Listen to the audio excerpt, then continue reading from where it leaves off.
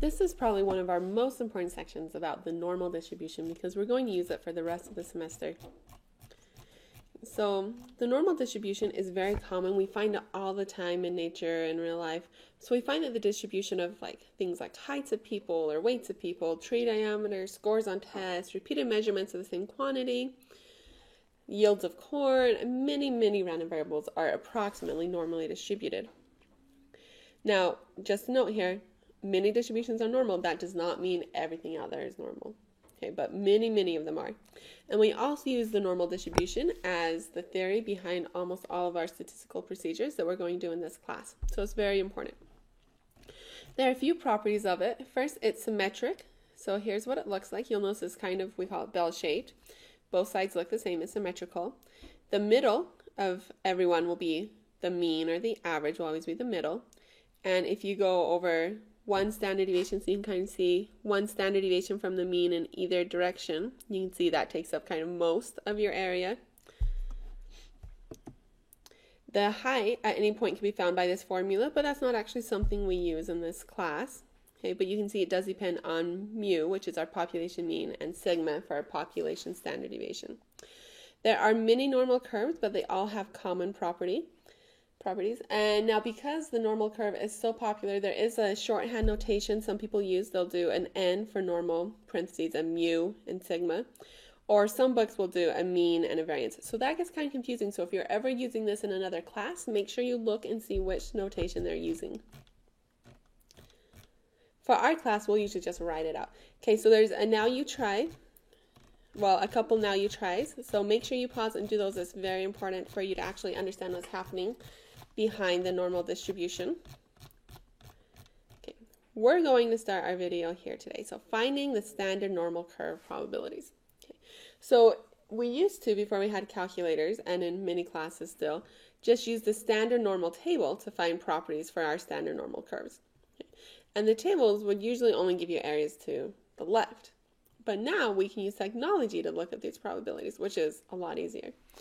But some calculators will still only let you look up the area to the left, so you'll just have to check your calculator. So we're going to find all of these probabilities using a calculator and assuming it only lets us use areas to the left. So first, the probability that z is less than or equal to 2. What that would correspond to is you find the 2 and you would shade to the left. So less than or equal to means shade to the left. So we would look it up on the table before, and now we'll just put it in our calculator. So to use our calculator, we're going to want to use a normal CDF with, let's see, this is the standard normal curve. We're talking about z-scores. Okay, so for a standard normal curve, we have a mean equals 0 and a standard deviation of 1. I did put detailed instructions for this on page 83, so you can look. I have detailed instructions for the TI or the Casio. So go ahead and check yours so you can follow along with me as we learn how to put this into our calculator. So for our calculator, I'm going to use normal CDF with a mean of 0, standard deviation of 1, because this is for our standard normal curve. And on this one, I'm just going to plug in 2. So I want the probability less than or equal to 2, so I'll just plug in 2 to my calculator and see what I get. So I'm going to do it on the TI-89. So we need to do the distribution just like when we looked up the binomial. So second and distribution. Notice says normal PDF or normal CDF. The PDF only gives us the height. The CDF gives us the area. So we always want to use that CDF. So let's go down to the normal CDF. Enter. Okay.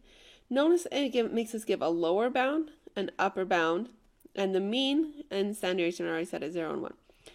Okay, so this is saying I want the area from 2 all the way over here. And so it wants a lower bound. So if you don't have a lower bound, you can just put in like -1 million or -1 billion or something really big. You can see here they have -1 times 10 to the 99, which is really low. So my lower bound I'll say here my lower, I'm going to do like -1 million or something, lots of zeros. And my upper bound will be 2. Okay. So I put this in, so this is 1 with lots of zeros, or I can just leave with what they have here. And then I'll put 2 as my upper bound. Enter.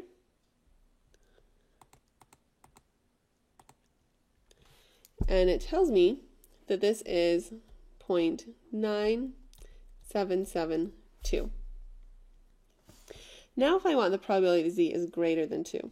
So here's my 2, and I want the area to the right. Now I could just put this straight in my calculator, but I want to teach you some of the properties of the normal distribution. Okay. So notice here we had everything to the left of 2. Here we want everything to the right of 2, so we could use the complement rule. So this is going to be 1 minus the probability that z is less than or equal to 2, or 1 minus 0.9772, which gives me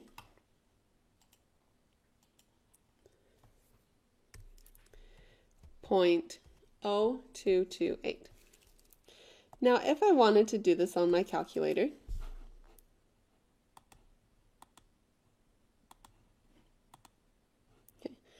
then I would put in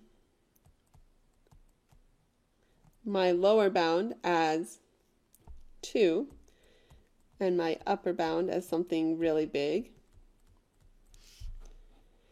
So we have 2 as my lower bound.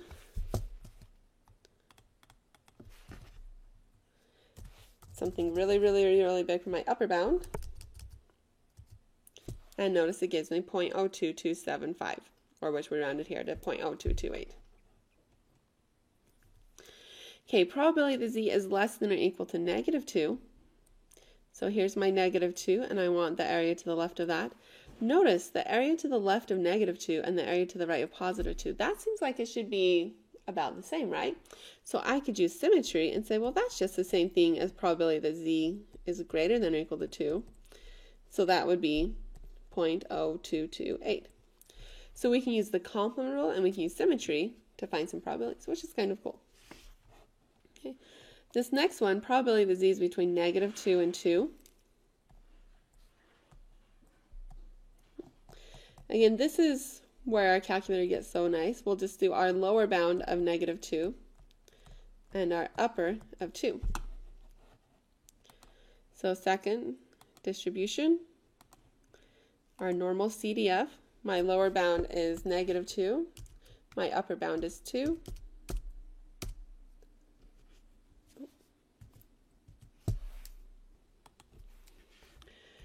Which gives me 0.9544. Let's see, so probability that z is between -2.1 and 1.24. Again, we just use our calculator with lower of -2.1 and upper 1.24. So we'll go second distribution, normal CDF, enter. My lower bound is -2.1. My upper bound is 1.24. And it looks like this gives me 0.8746.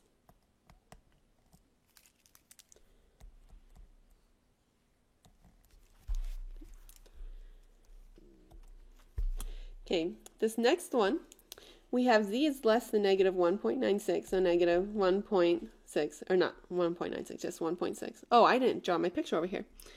-2.1 to 1.24, and we wanted the area in between. Okay, for this one we have -1.6, and we want the area to the left, and then we have 2.4, and we want the area to the right. So if this is -1.6, we want to find the area from here to here. So we're going to have to do 2 steps. I'll find this area, and then I'll come over here and find this area. So let's do the one to the left first. So I need a really big negative number to go all the way over, and then I need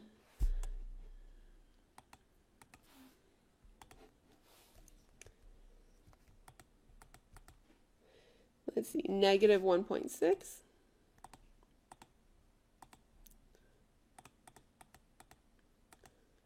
So it looks like this will be 0.0547, and then I want from 2.4 up.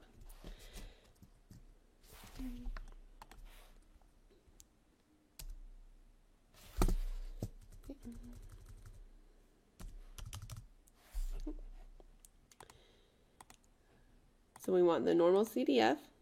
I want to start at 2.4. And I want to go up to some really, really, really big number. Which means this area is 0.008197. So now we just have to add these together. So 0.0547 plus 0.008197 should give me 0.0629. So you can see we did all of these with our calculator, which makes it a lot easier than using the tables like we used to.